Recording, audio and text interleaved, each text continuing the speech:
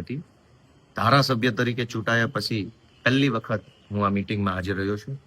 આ બહુ જ મહત્વની અને અગત્યની મીટિંગ હોય છે. આની અંદર જિલ્લાને લગતા અનેક પ્રશ્નોની ચર્ચા થતી હોય છે. ધારાસભ્ય તરીકે મેં આજે આ મીટિંગની અંદર કુલ 35 પ્રશ્નોની રજૂઆત કરી હતી.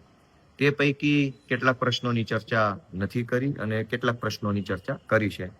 કુલ 35 પ્રશ્નો પૈકી આ મીટિંગની અંદર મેં ધારાસભ્ય તરીકે ખેતીવાડી અને વાણિજ્ય માટેના નવા કનેક્શનોનો પ્રશ્ન, કનેક્શનો મળવામાં થતા વિલંબની બાબત, ફીડર ઓવરલોડ કેટલા છે, કેટલા ફીડરમાં ફોલ્ટ આવે છે વગેરે બાબત ઉપર મેં કલેક્ટર સાહેબ સાથે રજૂઆત કરી છે.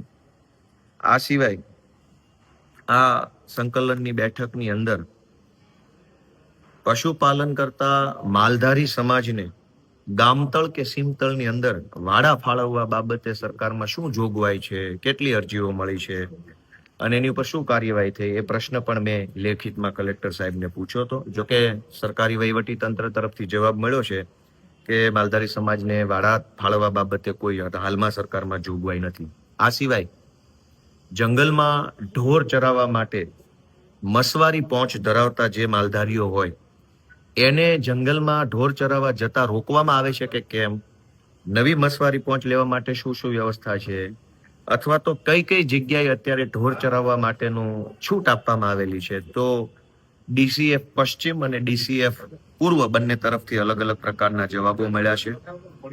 આ સિવાય વિસાવદર તાલુકાના કુબા રાવણી ગામે તલાટી મંત્રીએ વર્ષ 2006 ની અંદર હકપત્રક નંબર 6 નું આખું રજીસ્ટર છે એ ગુમ કરી દીધું. એની એફઆઈઆર થઈ 2006માં. 16 વર્ષ પછી 2022માં એનું ચાર્જશીટ થયું અને હજુ કોર્ટમાં કેસ ચાલુ છે. પરંતુ ગામ લોકો, કુબા રાવણી ગામના ગામ લોકોને હકપત્રક નંબર 6 મળતું નથી. એ બાબતે આજે રજૂઆત કરી છે અને રજૂઆતને ધ્યાને લઈ કલેક્ટરશ્રીએ પ્રાંત સાહેબને આદેશ કર્યો છે. જૂનાગઢ તાલુકાના પાતાપુર ઇટાળા રોડ ઉપર ગુડાજલી નદી ઉપર એક પુલ બની રહ્યો છે વર્ષોથી. છેલ્લા 2-2.5 વર્ષથી આ પુલનું કામ ચાલુ છે. આ પહેલા ત્યાં એક બેઠી ધાબી હતી, બેઠું જેને કહેવાય કે કોઝવે ટાઈપનું, એને તોડી નાખ્યું અને તોડ્યા પછી નવું નાળું બનાવવાનું કામ ચાલુ થયું, પણ 2 વર્ષથી પૂરું જ થતું નથી. લોકોને અનેક મુશ્કેલી પડે છે. આ પ્રશ્ન બાબતે આજે કલેક્ટરશ્રીની અધ્યક્ષતામાં માર્ગ મકાન વિભાગના અધિકારીઓ સાથે ચર્ચા થઈ છે. આ સિવાય વિસાવદર, ભેસાણ અને જુનાગઢ ગામના અનેક ગામડામાં અને ખાસ કરીને છોડવડી ગામમાં પ્રોપર્ટી કાર્ડ મળતા નથી અને પ્રોપર્ટી કાર્ડ નહીં હોવાના કારણે પોતાની મિલકતની ઓનરશિપનું કોઈ ડોક્યુમેન્ટ નથી, માલિકી હકનું ડોક્યુમેન્ટ નથી. આ બાબતની રજૂઆત આજે કલેક્ટર સાહેબની સમક્ષ મૂકી છે. એમણે સૂચન આપી છે કે સ્વામિત્વ યોજના અંતર્ગત વહેલી તકે આ પ્રોપર્ટી કાર્ડનો પ્રશ્ન ઉકેલવામાં આવશે. આ સિવાય વિસાવદર તાલુકાના રામપરા ગામે ધાબડધોયા નાની સિંચાઈ યોજનાનું ડેમ જે છે લીકેજ છે. 2-3 વખત રિપેર કર્યા પછી પણ હજુ એ ડેમ લીક થઈ રહ્યો છે. આ લીકેજ બાબતની રજૂઆત પણ આજે કલેક્ટરશ્રી સમક્ષ કરેલી છે. આ સિવાય ખંભાળિયા ઓજત ગામે વાસ્મો યોજનાનો એક સંપ બનેલો છે, ઘણા સમયથી બની ચૂક્યો છે, પણ આ સંપ છે ગામ લોકોને સોંપવામાં આવ્યો નથી. ગામ લોકોની માંગણી છે કે આ સંપ જો સોંપવામાં આવે તો તાત્કાલિક એનો ઉપયોગમાં લઈ શકાય એમ છે. આ બાબતે પણ અધિકારીઓએ આશ્વાસન આપ્યું છે કે આવતા 2-3 મહિનામાં સંપ સોંપી દેવામાં આવશે. જમીન માપણીની રીસર્વેની અરજીઓ જેટલી DILRમાં જાય છે, આ જમીન માપણીની અરજીઓ પૈકી કેટલી અરજીમાં ક્ષતિ સુધારણા, ભૂલ સુધારવામાં આવે છે અને કેટલી અરજી ફાઇલે કરવામાં આવે છે, એ બાબત ઉપર પણ ઊંડાણપૂર્વક ચર્ચા કરી છે.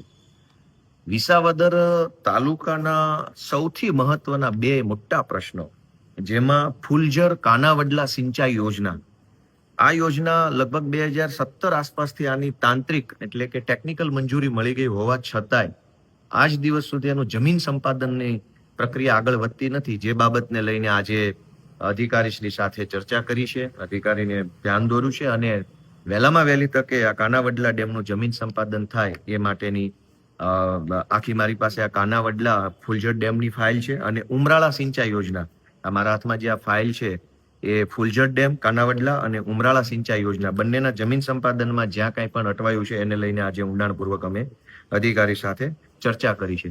સરસઈ ગામ પાસે એક બ્રિજ બની રહ્યો છે દ્રાફડ નદી ઉપર. લાંબા સમયથી આ બ્રિજ બની રહ્યો છે પરંતુ એનું કોઈ નિરાકરણ આવતું નથી. આ બાબતે R&B પાસેથી વિગતવારનો જવાબ મેળવ્યો છે, રજૂઆત કરી છે કે કોઈ પણ સંજોગોમાં તાત્કાલિક આ સરસઈ ગામનો દ્રાફડ નદી ઉપરનો બ્રિજ બનવો જોઈએ. અને એ સિવાય બીજી રજૂઆત મારી છે સહકારી મંડળીઓના ગામની અંદર 1, 2, 3, 4 સરકારી મંડળીઓ હોય છે, પણ ઓફિસ માત્ર એક જ સહકારી મંડળીની હોય છે. તો બીજી 3 સહકારી મંડળીઓની ઓફિસ ક્યાં આવી છે, એના મંત્રી કોણ છે, એના પ્રમુખ કોણ છે, એના મોબાઈલ નંબરો શું છે, એનો કાર્યક્ષેત્ર કયું છે, કચેરીનો સમય કયો છે, આ બધી બાબતો અંગે નોટિસ બોર્ડ ઉપર દરેક ગામમાં જેટલી સહકારી મંડળી છે એની ઓફિસ ખુલે, એની ઉપર બોર્ડ મૂકવામાં આવે, મંડળીનું નામ લખવામાં આવે. એ બાબતની રજૂઆત મેં આજે કલેક્ટરની અધ્યક્ષતાની મિટિંગમાં કરી છે. અને 2 મહત્વના પ્રશ્ન કે વિસાવદરથી ડાયરેક્ટ સુરત અને ભેસાણથી ડાયરેક્ટ સુરત બસ, આ બાબતે ગામજનોની મને ઘણી બધી રજૂઆત મળી છે. તો આ રજૂઆત પણ મેં આજે કલેક્ટરશ્રીના માધ્યમથી જિલ્લા વહીવટી તંત્રને આપી છે. આશા રાખીએ કે વિસાવદરથી સુરત ને ભેસાણથી સુરતની ડાયરેક્ટ સરકારી બસ ચાલુ થઈ જાય.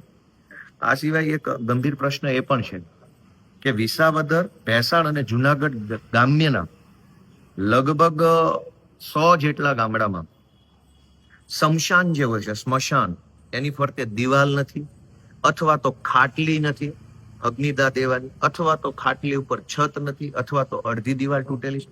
100 જેટલા ગામડાના સ્મશાન જે છે, જીવતે જીવતો સારી સુવિધા આપણી સરકાર આપી શકતી નથી, પણ મરેલા માણસ માટે ખાટલી ન હોય અગ્નિદાહની, ખાટલી હોય ત્યાં ઉપર છાપરું ન હોય વરસાદથી પ્રોટેક્શન કરવા માટે, ફરતી દિવાલ ન હોય, એવા 100 કરતા વધુ ગામડાના આંકડો આજની આ મિટિંગમાં મળ્યો છે. આ બહુ દુઃખદ અને ગંભીર અને શરમજનક બાબત છે કે આટલી મોટી સરકાર હોય, 100 ગામડાના સ્મશાનની અંદર વ્યવસ્થા અપૂરતી હોય. તો એ બાબતની પણ આજે મેં રજૂઆત કરેલી છે. આ સિવાય યુવાનો માટે લાઇબ્રેરીની ચર્ચા કરેલી છે.